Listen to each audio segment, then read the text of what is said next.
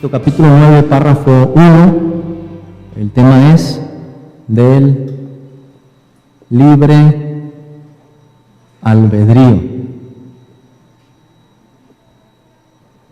Vamos a estar en el párrafo 1. La cuestión del libre albedrío ha sido objeto de gran debate en la filosofía y en la teología cristiana. La pregunta, ¿tenemos un libre albedrío? ¿Qué es lo que eso significa? Por albedrío nos referimos a la voluntad del hombre. Pero ¿qué implicaciones tiene esta doctrina para la fe cristiana? Piensen conmigo por un momento. ¿Qué pasaría si toda nuestra conducta y pensamientos estuvieran determinados por otras causas y no hubiera, como la confesión nos dice, poder para actuar por elección propia? Un psicólogo muy famoso, antes de Skinner, algunos les sonará el nombre de Skinner, fue un hombre que se apellidaba Watson, de los precursores, de los primeros, de lo que se denominó el conductismo radical. Watson estaba tan convencido de su teoría que una vez dijo, si me dan a mí un niño, yo lo puedo convertir en lo que ustedes quieran. Lo puedo hacer criminal, lo puedo hacer abogado, lo puedo hacer lo que ustedes decidan, si me dejan controlar su ambiente. Porque él estaba convencido, hermanos, que si rodeamos a una persona del ambiente, de las causas para moldear su conducta, podemos producir lo que nosotros queramos. En otras palabras, tanto Watson como Skinner creían que nuestra conducta está completamente determinada por otras causas. Que así como Skinner metería a unos pichones o a unas ratas en sus experimentos para que desarrollaran una serie de conductas complejas. Por ejemplo, Skinner les enseña a jugar ping-pong a los pichones, a las palomas. Él pensaba que el ser humano era de la misma manera, que si pudiéramos controlar por completo su ambiente, podríamos producir el resultado que nosotros queramos. Y algunas cosas que surgieron de esa teoría, por ejemplo, fue el funcionamiento de los casinos, la manera en que funciona la máquina, el número de veces que ya está predeterminado para dar una cierta recompensa y muchas otras aplicaciones.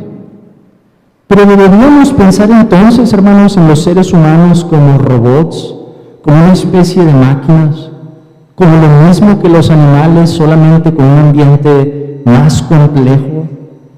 ¿Estamos programados para hacer una u otra cosa? Me parece evidente que nadie aquí estaría de acuerdo con semejante conclusión, porque eso eliminaría nuestra responsabilidad delante de Dios. No seríamos responsables por nuestros actos. Entonces, ¿para qué tener juicios? ¿Para qué tener cárceles? ¿Para qué tener todo un sistema penal? Si al final no somos responsables y estamos programados para hacer lo que vayamos a hacer. Sin embargo, hay que reconocer que los que formularon la confesión de fe no veían al ser humano de esta manera. Ellos veían que al ser humano se le había dotado, y ese lenguaje va a ser clave, que Dios había dotado al ser humano para que pudiera actuar por elección propia. Esa es una de las características fundamentales del ser humano que se derivan de la imagen de Dios. Los animales no actúan por elección propia, actúan por instinto. Pero los seres humanos somos muy diferentes. Ahora, al acercarnos al término libre albedrío, también hay que estar conscientes de que muchas personas que apenas empiezan a conocer la teología reformada pueden caer en el error de decir, no, el libre albedrío no existe, ¿verdad? Por la aplicación que le dan otros teólogos a lo que esto significa. Pero hoy vamos a aprender en la confesión que los redactores de la misma creían en un libre albedrío. El asunto es, hermanos, y esto es clave en la teología, cómo definimos nuestros términos. Si queremos aprender teología, un aspecto clave es las definiciones y las distinciones correctas. Y vamos a ver, entonces, ¿qué es esto de libre albedrío? Vean por favor el párrafo 1. Voy a hacer lectura de este que nos dice: Dios ha dotado la voluntad del hombre de una libertad natural y de poder para actuar por elección propia, que no es forzada ni determinada a hacer bien o mal por ninguna necesidad de la naturaleza. En primer lugar, noten que la confesión reconoce algo como libre albedrío. La teología reformada no buscó eliminar el concepto.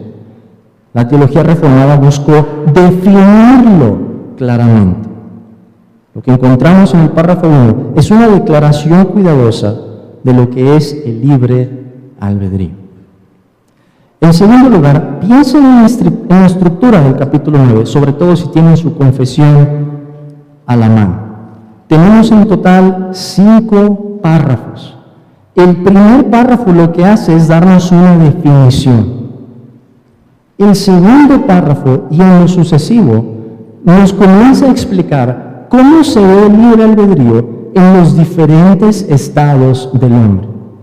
Una de las claves para la teología reformada fue decir, el libre albedrío tiene que considerarse según el estado en el que esté el hombre. En el estado de inocencia, Adán y Eva en un principio. En el estado de pecado, después de la caída.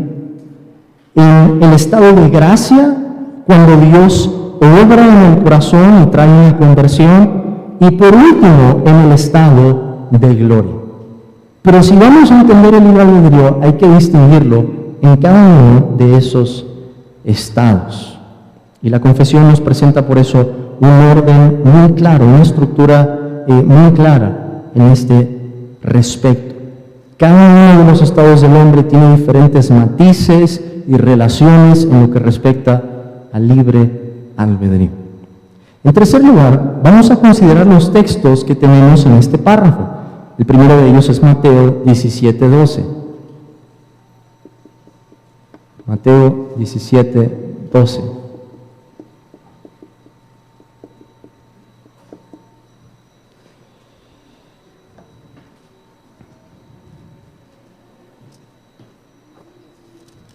Mateo 17:12. De repente en la confesión pueden encontrarse textos en los que dicen, como que no tiene mucho sentido. Pero pensemos bien en el tema. Cristo está hablando en el momento de la transfiguración y le dice a sus discípulos, mas os digo que Elías ya vino y no lo conocieron, sino que hicieron con él todo lo que quisieron. Esa es la parte que nos interesa ahorita.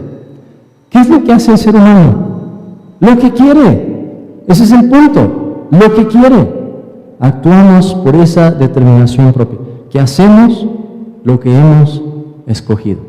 Y ese es el punto aquí. Vean en segundo lugar, Santiago, capítulo 1, versículo 14.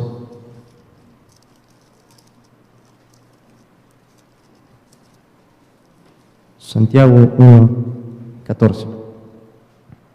Hablando acerca del proceso que ocurre con la tentación, Santiago nos dice, sino que cada uno es tentado cuando de su propia concupiscencia es atraído y seducido.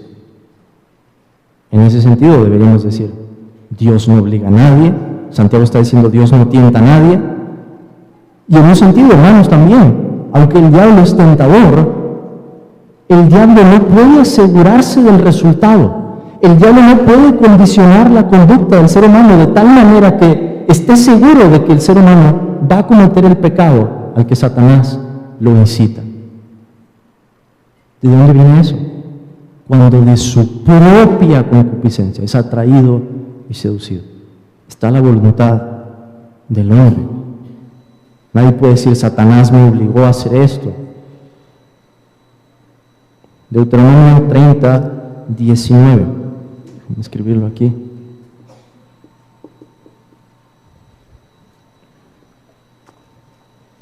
Deuteronomio 30, 19. Moisés le dice al pueblo: a los cielos y a la tierra llamo por testigos hoy contra vosotros, que os he puesto delante la vida y la muerte, la bendición y la maldición. Escoge pues la vida, para que vivas tú y tu descendencia. No estamos considerando ahorita si Israel tenía la capacidad por sí mismo para escoger algo bueno. Eso lo vamos a ver cuando lleguemos al párrafo que nos habla del hombre en su estado de pecado. Pero estamos considerando en este punto que en efecto, como seres humanos, tenemos una elección propia. Y esa es la manera en la que actuamos. Deseamos algo y entonces decidimos hacerlo. Y esa es la clave para entender el primer párrafo que tenemos aquí. Hay tal cosa como una elección propia que no está obligada ni determinada por alguna necesidad de la naturaleza. En estos tres textos vemos que no hay ninguna justificación por el pecado. En cuarto lugar, fíjense cómo el párrafo comienza la definición. Dios ha dotado.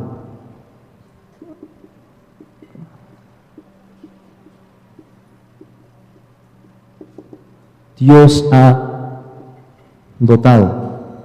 Otra de las claves, estamos hablando del ser humano. ¿Y cómo tenemos que empezar?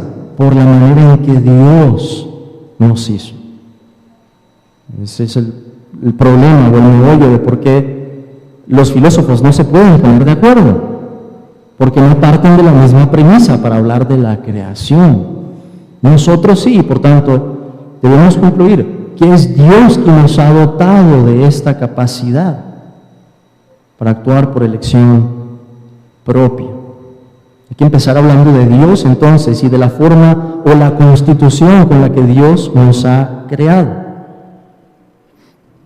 Fue Dios quien nos dio la voluntad y fue también Él quien la dotó de una libertad natural, nos dice la confesión.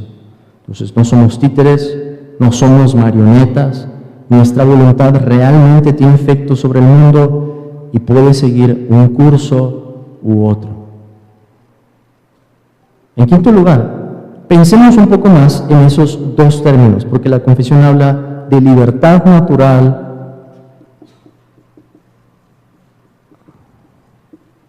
y poder para actuar por elección propia.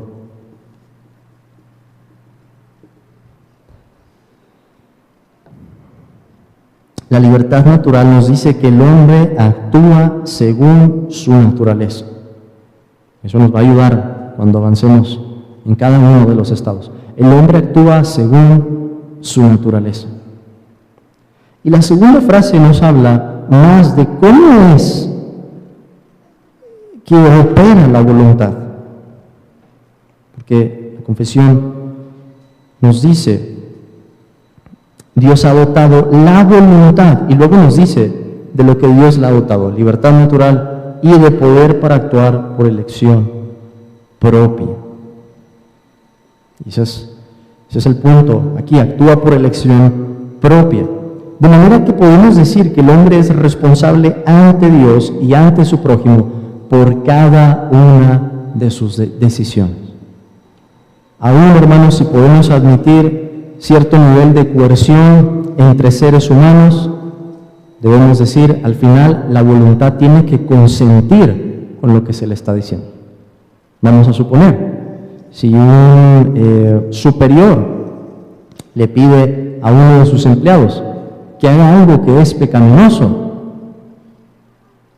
el empleado podría decir en un sentido, mi jefe me quiere obligar a hacer esto, pero al final, ¿quién es quien toma la decisión? Pues el que recibió la instrucción. independientemente de lo que eso pueda costarle. Por último, ¿qué podemos concluir entonces?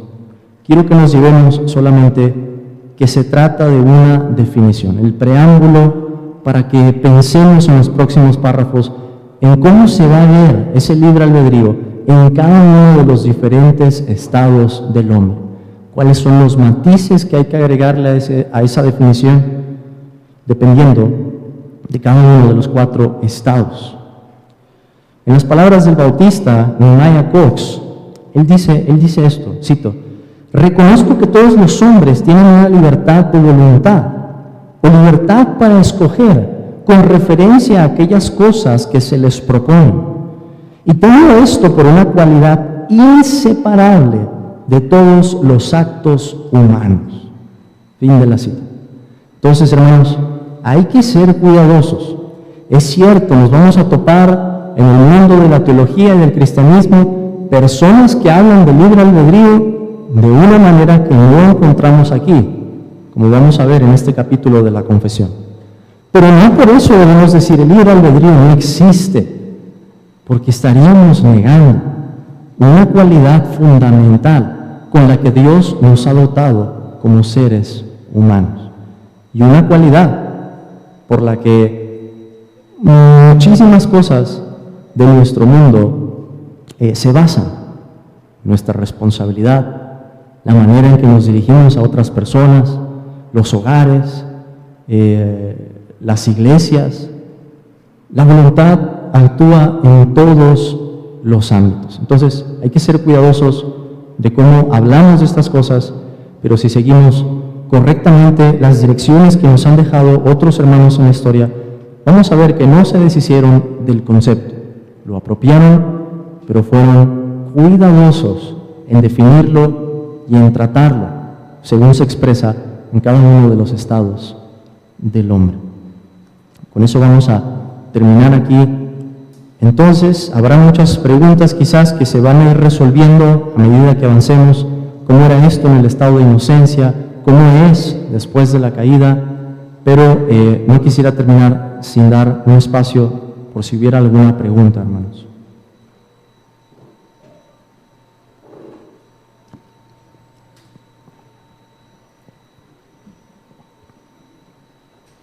¿No hay preguntas?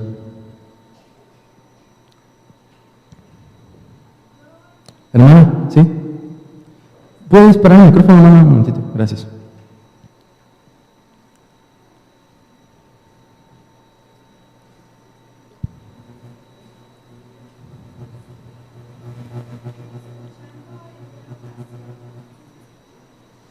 ¿Está prendido? Gracias. Escuchando en una ocasión una de las enseñanzas del pastor Héctor Bustamante con respecto al libre albedrío, él hacía mención de Jacobo Arminio, que los reformadores pues enseñaban el libre albedrío, ¿verdad? Como es la doctrina bíblica, como se acaba de explicar. Pero entonces yo me quedaba pensando porque él decía que Jacobo Arminio les daba la razón a los reformadores de el libre albedrío, que la capacidad del hombre que tiene es pues de que tiende al mal, ¿verdad? Por su misma naturaleza de pecado.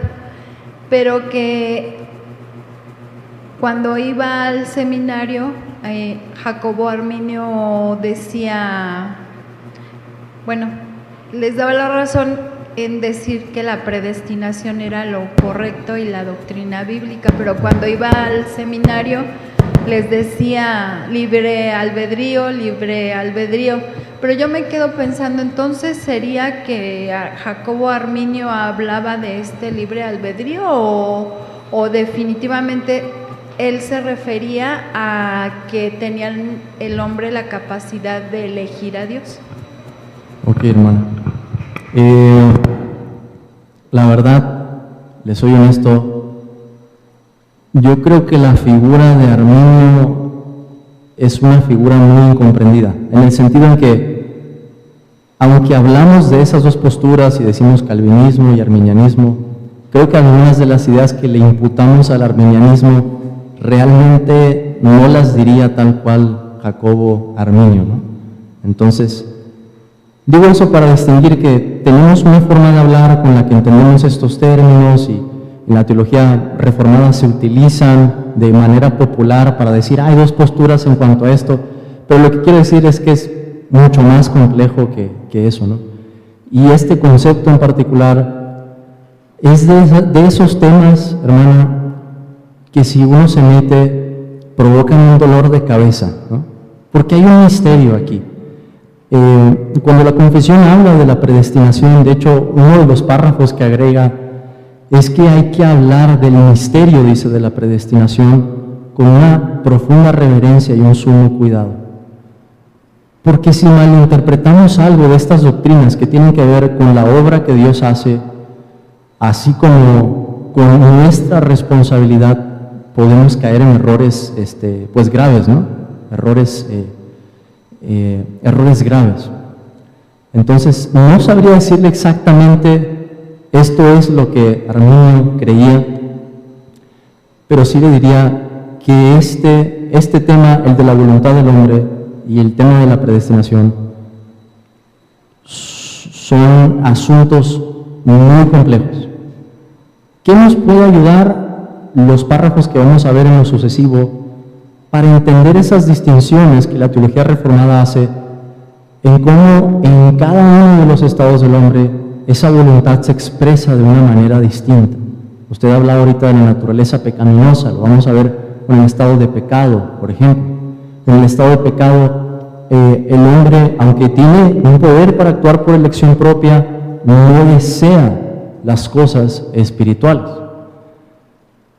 Entonces, no me voy a meter en muchas complicaciones aquí, pero quiero que podamos llevarnos esas dos cosas, el concepto y en lo sucesivo, que podemos distinguir. No es lo mismo de si hablamos del libre albedrío en el caso de Adán y Eva antes del pecado, no es lo mismo de si estamos hablando de una persona inconversa, no es lo mismo si hablamos de un creyente, y no es lo mismo de si hablamos de alguien que ya está en la presencia del Señor, ¿no?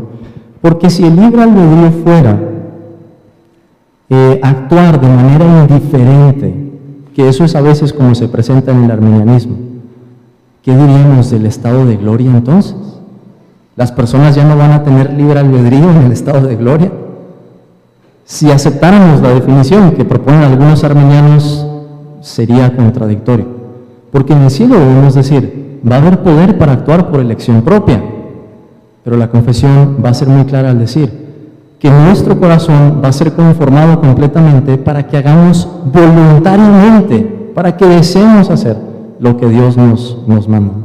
Entonces, sí estamos en presencia de dos conceptos que son opuestos. Si habláramos de esas distinciones entre lo que llamamos calvinismo y arminianismo, pero debemos reconocer al mismo tiempo que va mucho más complejo de lo que se nos presenta muchas veces, ¿no? Muchas gracias, hermano. ¿Alguna otra? Hermano, ¿cómo podemos aplicar las frases latinas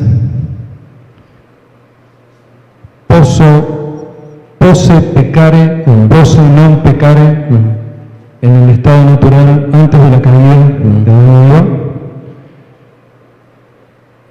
Después de la caída, posse non peccare. Otra vez, después de la regeneración, posse peccare, posse non peccare, y en la glorificación, non posso non peccare. ¿Cómo podemos aplicar? Non posse peccare, sería la última, sí. Esas distinciones que vienen de Agustín son las que la confesión toma para hablarnos de cada uno de los estados que vamos a estar viendo. El estado de inocencia, el estado de pecado, el estado de gracia y el estado de gloria, que se corresponden a cada una de las frases que ha dicho. Entonces, es una distinción muy antigua y vemos eso en los reformadores, que la confesión toma de esa doctrina que ya se había desarrollado y busca explicarla de una manera concisa, ¿no? Entonces, pues eso fue uno de los avances de Agustín, el que conocemos como San Agustín, para distinguir entre esos estados, precisamente hablando del mismo tema, ¿no? Entonces, cada uno de esos términos corresponden a los estados que vamos a ver en la confesión. Gracias, hermano. Hermanos, pues si no hay alguna otra pregunta, pues vamos a terminar aquí con una oración y vamos a pasar después a la reunión. Oremos. Señor, te damos gracias, Padre, y tu palabra, gracias por los hombres que has levantado en el pasado también para explicarnos la doctrina, gracias por los maestros que has levantado a lo largo de la historia de la Iglesia, Señor, por aquellos maestros buenos y también por aquellos maestros malos, porque aunque sin quererlo, Señor, ayudaron a definir mejor estas cosas. Ayúdanos a apreciar más el legado que hemos recibido, la ventaja que tenemos en nuestro tiempo y aprovechar más, Señor, aprovechar más lo que nos enseñas para ser fervientes, para ser apasionados por tu causa.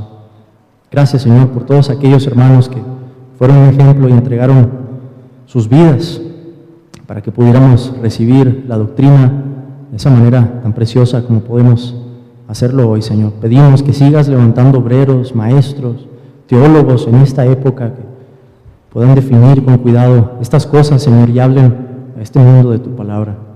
Pedimos en el nombre de Jesús. Amén.